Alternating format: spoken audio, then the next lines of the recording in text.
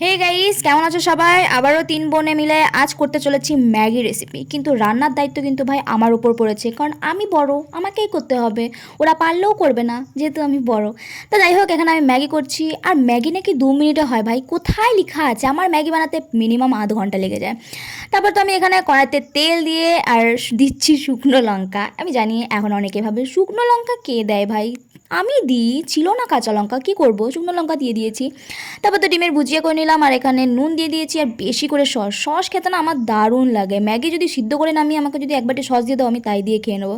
তারপর তো এখানে আমি ম্যাগিটা দিয়ে দিয়েছি, আর ম্যাগিটাকে ভালো করে নাড়িয়ে চাড়িয়ে এখানে শুকনো লঙ্কা দিয়ে দিলাম।